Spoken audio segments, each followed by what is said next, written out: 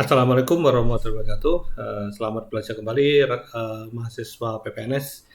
Jadi di bagian ini, di assignment ini saya coba jelaskan bagaimana step-step pada saat kita mau mendesain sistem pendingin dan sampai menentukan spesies unit pendingin yang akan kita gunakan. Nah, contoh sederhana adalah gini.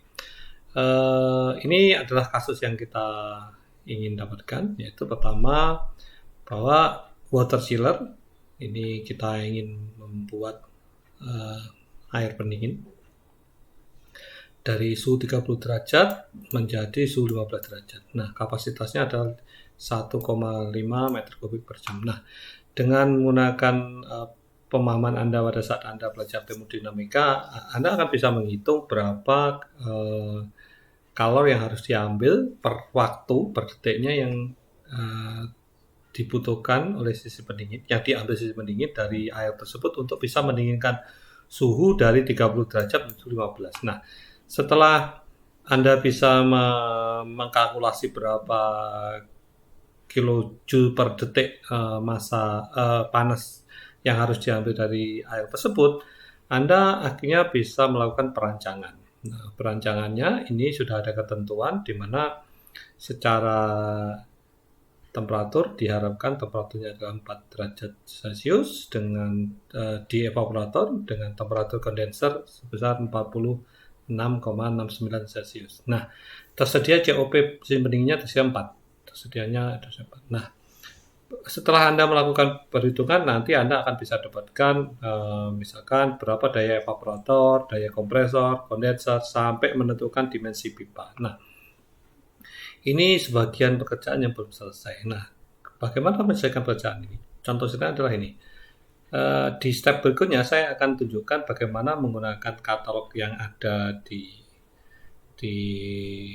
dunia industri. Salah satunya adalah Bitzer. Mungkin produk lain juga ada, tapi saya kasih contoh aja Bitzer karena ada salah software-nya. Nah, setelah kita bisa melakukan kalkulasi ini, nanti akan didapatkan berapa daya evaporator yang dibutuhkan oleh sistem pendingin tersebut. Nah, berikutnya kita bisa membuka ini Bitzer. Nah, ini. Nah, ada berbagai macam tipe kompresor yang akan bisa digunakan, mulai semi-hermetic reciprocating kompresor, semi-hermetic tapi ini multi-stick, open drive reciprocating, ada screw, ada open drive, nah sampai scroll. Nah, ini Anda bisa membaca lebih detail kapan kita memerlukan penggunaan semi-hermetic screw. Salah satunya jika tekanan yang dibutuhkan sangat tinggi. Nah, kompresor rasionya butuh tinggi, makanya kita bisa menggunakan screw. Tapi pada kompresor dengan tekanan yang relatif tidak terlalu tinggi, kita bisa menggunakan tipe semi-hermetic reciprocating. Nah, bagaimana dengan kondenser? Nah, kondenser Anda bisa menggunakan miliknya condensing unit ini sama water cooled condenser. Nah, jelas kenapa water cooled condenser? Nah, jika desain yang kita rancang itu adalah kondenser yang menggunakan pendingin berupa air. Nah, bagaimana kalau pendinginnya berupa udara? Anda bisa menggunakan condensing unit tipe ini. Nah, contoh sederhana adalah ini. Setelah kita melakukan kalkulasi di sini, misalkan di perhitungan ini kita didapatkan bahwa kapasitas evaporator yang kita butuhkan misalkan adalah 10 kW. Misalkan hasil kalkulasi membuktikan bahwa Anda membutuhkan kapasitas evaporator yang dibutuhkan adalah 10 kW. Nah, di kode ini Anda bisa memilih, contohnya kita pilih semi-hermetic di sini. Nah, di sini akan ada isian yang akan kita perlu input di software ini untuk bisa memastikan untuk mendapatkan spek mana yang paling sesuai bagi desain kita. Contohnya, pertama Anda yang harus Anda perhatikan bahwa ini refrigerant yang digunakan adalah R134A. Padahal Anda di desain awal, Anda harus desain dengan R22. Makanya ini kita harus rubah menjadi R22 atas ini, dan tipe kompresornya kita menggunakan satu kompresor. Nah, lihat ada kompresor selection. Salah satunya adalah tipenya adalah cooling capacity. Artinya kemampuan evaporator kita yang kita butuhkan tadi berapa? Tadi contohnya hasil perhitungan tadi kita misalkan butuh 10 kilo. Nah, di sini akan ada kebutuhan inputan evaporating sama condensing. Nah, di evaporating kita mengacu pada data ini bahwa di evaporator suhu kita ada yang kita butuhkan adalah 4 derajat. Makanya di sini kita input adalah 4 derajat. Jangan menggunakan ini 4 derajat. Dan condensing unitnya kita menginginkan adalah 46,69. Jadi kita bisa input ini 46,69. Nah, ini. Nah, ada isian berikutnya sebenarnya ada salah satunya ini liquid temperature after condenser, artinya desain temperatur yang kita inginkan sesudah kondenser. Nah, contohnya gitu. Jadi pada saat sesudah kondenser kita menginginkan bahwa suhu sesudah kondenser di sini itu kita inginkan adalah berapa. Nah, pada saat suhu kondenser adalah 46,69, tepatnya 6,69, tapi di sini terbaca 46,7. Kita inginkan bahwa di sini lebih rendah lagi. Nah, makanya kita bisa setting di sini. Misalkan saya menginginkan suhunya 40 derajat. Oke. Ini, nah ini akan terset 40 derajat, artinya setting suhu setelah kondenser kita inginkan suhunya 40 derajat. Bagaimana dengan suhu masuk kompresor? Kita inginkan, ini salah satunya adalah pada saat kita nyeting 4 derajat, artinya itu akan pada kondisi saturated vapor, benar-benar pada suhu saturated vapor. Demi keamanan kompresor, untuk menghindari kerusakan kompresor, maka fase terbaik pada saat memasuki kompresor adalah fase superheated untuk menghindari misalkan beban yang terlalu kecil pada evaporator menyebabkan fase refrigerant pada saat keluar evaporator memasuki fase campuran. Nah, di sini untuk bisa memberikan keamanan, makanya setting suhu masuk ke kompresor kita setting suhu di atas suhu 4 derajat. Karena suhu 4 derajat ini tepat pada saturated vapor. Kita naikkan, misalkan kita setting 10 derajat, kita akan bisa memasuki, membuat desain bahwa refrigerant masuk kompresor, kita setting pada kondisi superheated dengan temperatur 10 derajat Celcius. Nah, di sini ada beberapa capacity control, tapi ini sementara saya tulis without dulu karena saya mau mendapatkan desain ini dulu. Nah, pada saat saya running di sini, nah akan kedapatan bahwa temperatur kompresor, temperatur refrigerant keluar kompresor mencapai 89,9 derajat. Nah, suhu di kondensor 46,7, tepatnya 46,69. Dan temperatur refrigerant pada saat keluar kondensor 40, kita setting 40. Nah, berapa temperatur refrigerant keluar evaporator? Kita setting 10, karena salah satunya tadi untuk memberikan efek keamanan pada kompresor. Nah, akhirnya kita dapatkan dua tipe nih, salah satunya ada 2 EES 40S atau 2 DES 340S. Nah, dua tipe ini bisa kita gunakan, kita bisa gunakan.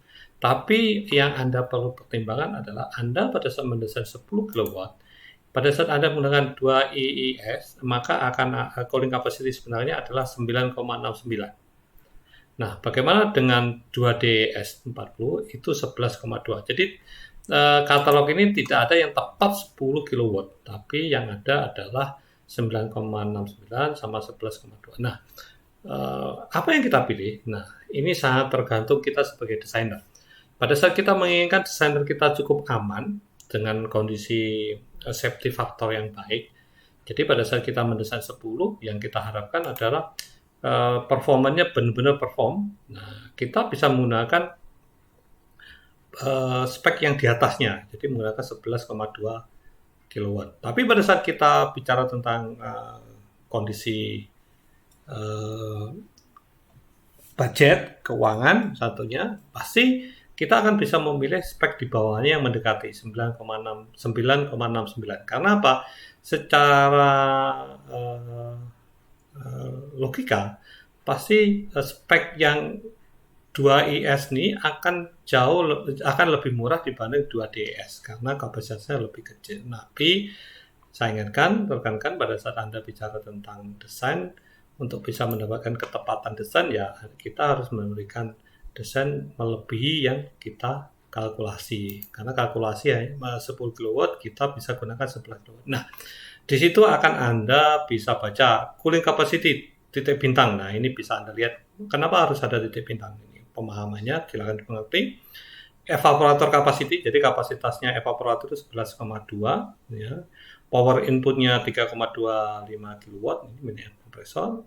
Terus ampere 6,04, voltage-nya adalah 380/420, condenser capacity 14,45. Nah, ini hal yang penting.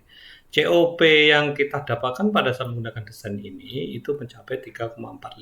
Nah, oke seperti itu. Nah, mass flow rate ini, mass flow rate dari Vigrant, terus temperatur discharge dari kompresor. Nah, ini informasi dasar yang akan didapatkan. Nah, pada saat kita di desain kita membutuhkan memilih desain yang tipe TS. Kan kita pilih seperti ini. Ini gambarnya, ini kondisinya. Anda bisa download ini berupa file Excel di sini. Nah, pada saat Anda mau membuat laporan ini dalam bentuk lampiran, ini salah satunya gambar-gambar informasinya, terutama Anda memerlukan informasi dimensi seperti ini, informasi dimensi, terus ini banyak sekali informasi-informasi yang harus Anda cantumkan sebenarnya. Nah, ini salah satunya karena ini tipenya tipe reciprocating atau kompresor torak akan ada displacement, silinder, ini ukuran silinder. Ini informasi penting yang akan Anda butuhkan. Tapi pada saat Anda nanti akan peletakan, contohnya Anda misalkan pada saat kondisi desain Anda meletakkan mesin ini pada kondisi sapet tertentu, pondasi tertentu, Anda akan membutuhkan informasi-informasi ini.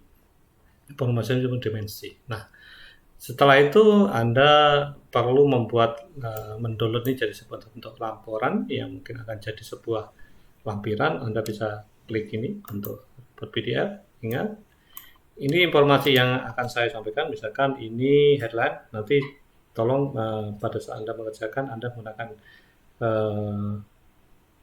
informasi yang berhubungan dengan nama Anda. Contoh ini nama saya G.E. Kusuma, terus PPK, terus PPNS. Nah, saya outputnya mau cover, project survey, dataset, sama aksesoris semuanya ada di laporan tersebut.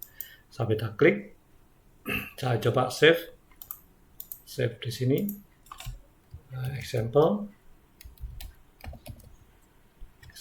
oke. Nah, ini bentuk laporan seperti ini. Karena ada spek, ingat ada informasi ini yang akan muncul di laporan Anda bahwa ini ada pekerjaan Anda. Terus ini adalah data-data yang ada di lampiran tersebut, mulai informasi temperatur, informasi COP, informasi-informasi penting yang Anda butuhkan pada saat misalkan membeli, setelah itu mau memasang pada instalasi. Karena contoh sederhana adalah pada saat kita memasang di instalasi, kita harus tahu dimensi dari kompresor ini berapa. Nah, nanti Anda bisa melampirkan ini jadi sebuah laporan. Ini nanti Anda bisa upload. Nah, ini sebagai tugas Anda. Nah, bagaimana jika Anda memvariasikan salah satunya inputan? Nah, Anda bisa melihat nih. Bisa aja Anda bisa variasikan ini untuk bisa mendapatkan contohnya 15, itu saya bisa dapatkan apa gitu. Nah, akan dapatkan COP yang berbeda. Nah, ini akan mempengaruhi inputan Anda di sini, akan mempengaruhi COP yang akan Anda dapatkan. Jadi itulah salah satu bagaimana kita mendapatkan spek yang terbaik, ya salah satunya pada saat Anda mencoba beberapa varian untuk bisa dapatkan tipe-tipe yang paling sesuai bagi desain Anda. Nah, ini sekilas metode untuk menentukan spesifikasi. Nah, bagaimana Anda memilih condition unit? Anda bisa klik sendiri, Anda bisa coba. Nah, mahasiswa harus punya kemampuan untuk mencoba memberikan belajar sendiri secara mandiri. Ini contohnya kalau saya pakai pendingin udara di sini, tapi misalkan di desain, oh ya, desain kita membutuhkan pendingin kondenser itu berupa air. Ya sudah, kita pakai ini. Nah, tipenya akan seperti ini. Anda bisa gunakan jenis revigannya apa, dan Anda bisa langsung memilih di sini. Nah, di situ akan Anda dapatkan spek yang Anda butuhkan. Nah, seperti itu. Saya pikir memang tidak sangat detail, sangat jelas, karena saya menginginkan mahasiswa PPNS belajar mengeksplor sendiri. Nanti pada saat Anda mengerjakan sebuah proyek, Anda bisa mencari nilai yang terbaik yang Anda lebih hasilkan dibanding desain saya dosen. Desain saya mungkin tidak baik, dan mungkin Anda bisa menemukan desain yang lebih baik yang Anda bisa dapatkan. Oke, saya pikir cukup, dan silahkan dicoba, dan coba Anda mengerjakan soal ini. Soal yang kemarin kita sudah lakukan, Anda sudah menghitung kapasitas evaporator, sudah menentukan dimensi pipingnya. Nah, saatnya Anda menentukan spesifikasi unit yang Anda akan butuhkan untuk menyelesaikan kasus ini, studi kasus ini. Oke, terima kasih. Silakan mencoba dan selamat mencoba, dan jangan menyerah. Jika Anda tidak mengerti, tidak paham, silakan Anda bertanya di grup WA atau grup LMS. Saya akan berusaha menjelaskannya. Terima kasih.